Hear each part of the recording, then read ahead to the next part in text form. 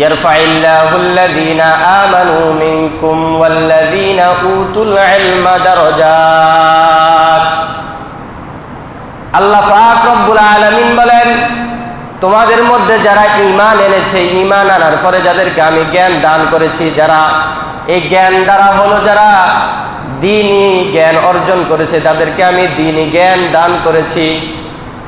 ইয়ারফাইল্লাহুল্লাযীনা আমানু মিনকুম ওয়াল্লাযীনা উতুল ইলমা দারাজাত। আমি রব্বুল আলামিন তাদের মর্যাদা সুউচ্চ করে দিব।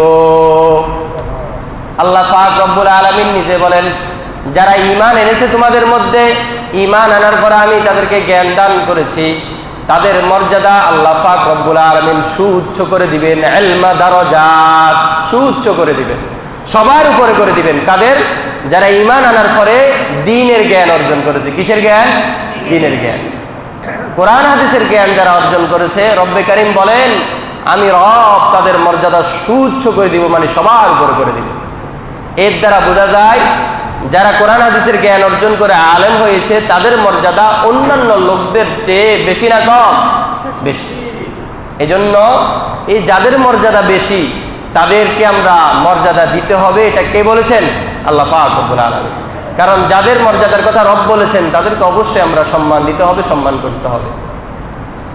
উলামায়ে কেরামের ফজিলত সম্পর্কে আল্লাহ রাসূল সাল্লাল্লাহু আলাইহি ওয়াসাল্লাম কি বলেন?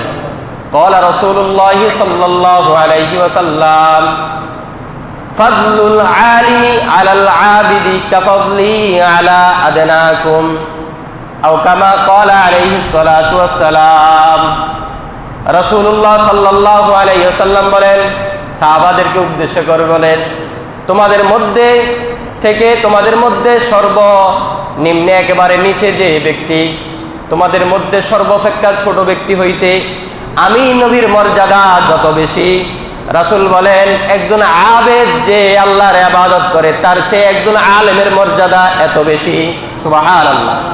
রাসূল বলেন, ও আমার সাহাবারা, তোমাদের মধ্যে সর্বাপেক্ষা ছোট ব্যক্তি হইতে আমি নবীর মর্যাদা যত বেশি।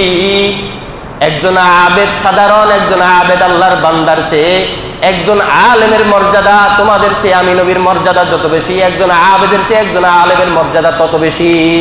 সুবহানাল্লাহ। বুঝা গেল? একজন সাধারণ আবেদ আল্লাহর বান্দা যে আল্লাহর ইবাদত করে সে হলো আবেদ। যে আল্লাহর ইবাদত করে তাকে কি বলে?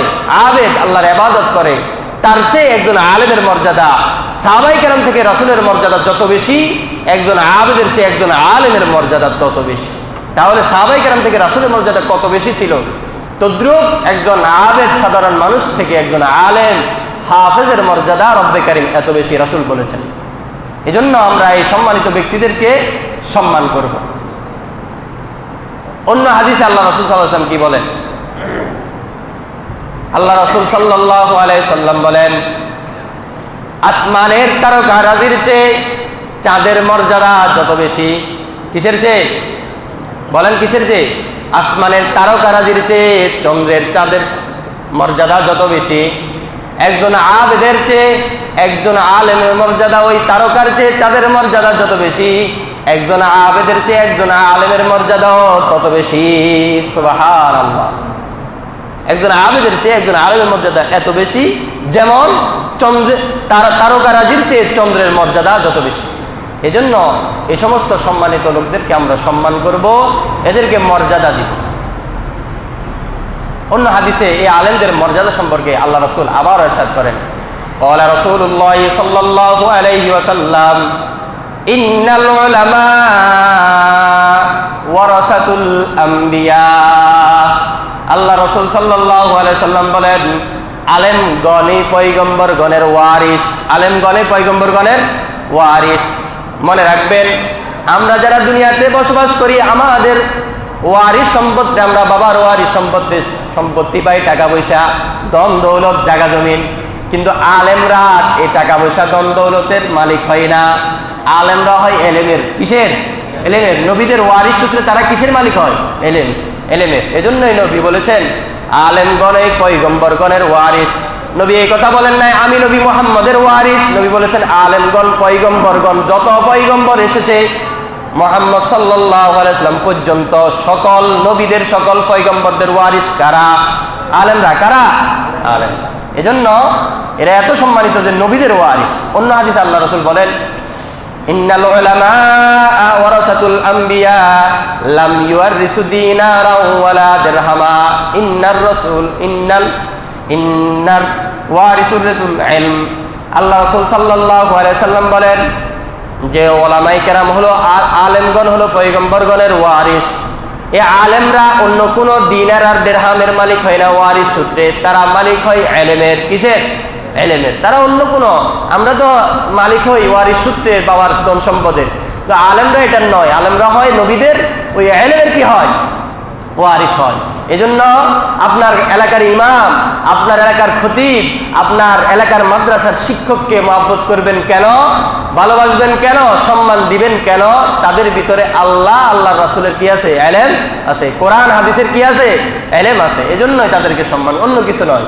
তাদের ভিতরে আমার চেয়ে তারা কোরআন হাদিস বেশি বুঝে, তার ভিতরে কোরআন আছে, তার ভিতরে রাসূলের হাদিস আছে। এজন্যই আপনার এলাকার ইমাম, আপনার এলাকার খতিব, আপনার এলাকার মাদ্রাসার শিক্ষকদেরকে এই জন্য সম্মান করবেন, মর্যাদা দিবেন। এজন্য এই আয়াত আর হাদিস দ্বারা কি বুঝলাম?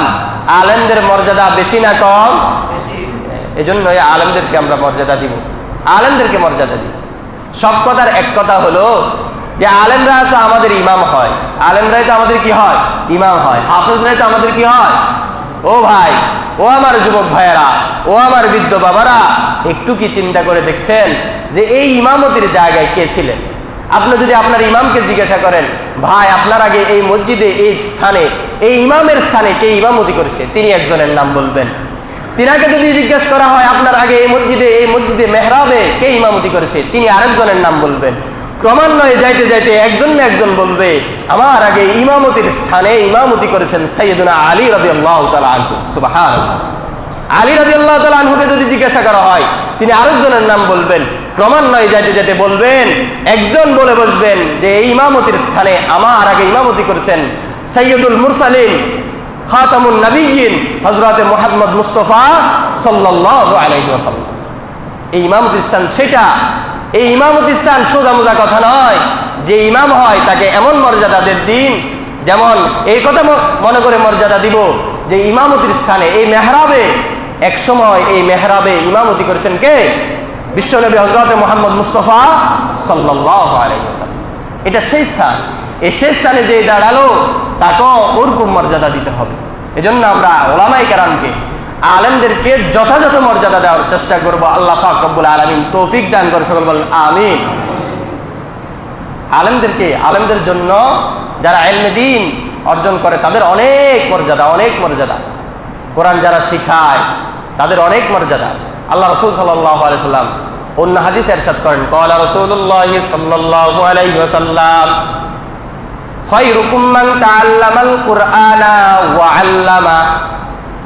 রাসূলুল্লাহ সাল্লাল্লাহু আলাইহি ওয়াসাল্লাম বলেছেন, তোমাদের মধ্যে সর্বোত্তম, আমি আবারও বলছি, তোমাদের মধ্যে সর্বোত্তম ওই ব্যক্তি যে কোরআন মাজিদ শিক্ষা করে এবং শিক্ষা দেয়। সুবহানাল্লাহ। তোমাদের মধ্যে সকল মানুষ এক সমান নয়, সকল মানুষ এক সমান নয়। মানুষদের মধ্যে, সাধারণ মানুষদের মধ্যে পার্থক্য আছে না নাই? দুনিয়াবি শিক্ষার মধ্যে কেউ ম্যাজিস্ট্রেট হয়, কেউ উকিল হয়, কেউ বা অ্যাডভোকেট হয়, কেউ বা আবার জজ হয়, কেউ আবার পুলিশ হয়, কেউ আবার র্যাব হয়, কেউ আবার সেনাবাহিনী হয়। এই পদগুলোর মধ্যে সবার মর্যাদা কিন্তু সমান নয়। সমান তো মানুষ হিসাবে তোমরা সবাই মানুষ। রাসূল বলেন, খায়রুকুম মান তাআল্লামাল কুরআন ওয়া আল্লামা। তোমাদের মধ্যে সর্বোত্তম হলো ওই ব্যক্তি, সবাই তো মানুষ, কিন্তু তোমাদের মধ্যে আবার সর্বোত্তম ওই ব্যক্তি যে কোরআন মাজিদ শিক্ষা করে এবং শিক্ষা দেয়। যারা শিখে এবং কি করে? শিখায়। তো আলেমরাই তো প্রথমে শিখে তারপরে কি করে? শিক্ষা দেয়। তাহলে বুঝে গেল, আপনার সন্তান যদি কোরআন শিখে, আপনার সন্তানও সর্বোত্তম ব্যক্তি। আবার যদি সন্তান বড় হয়ে শিক্ষা দেয়, সেও কি? সর্বোত্তম ব্যক্তি। এজন্য যারা কোরআন শিখে এবং শিখায় তাদেরকে আমরা যথাযথ মর্যাদা দেওয়ার চেষ্টা করব। আল্লাহ পাক রব্বুল আলামিন তৌফিক দান করেন। আলেমদেরকে যথাযথ মর্যাদা দিব কেন? না দিলে আমি রাসূলের আদর্শের উপর নয়। যদি আলেমদেরকে প্রাপ্য মর্যাদা না দিতে পারি, আমি রাসূলের আদর্শের মধ্যে নাই। এটা আমি বলি নাই, রাসূলুল্লাহ সাল্লাল্লাহু আলাইহি ওয়াসাল্লাম বলেন, ওই ব্যক্তি আমার আদর্শের উপর নয় যে আমাদের বড়দেরকে শ্রদ্ধা করে না। কি করে না? বড়কে সম্মান করে না, মনে করে নিজে একটা কিছু। বড় ভাই সালাম দিতেও রাজি নয়, কথা বলতেও রাজি নয়, বড় ভাইয়ের দিকে তাকাতেও রাজি নয়। এমন লোক আছে না নাই? আল্লাহ রাসূল বলেন যে ওই ব্যক্তি আমার আদর্শের উপর নয় যে বড়দেরকে শ্রদ্ধা করে না। কি করে না?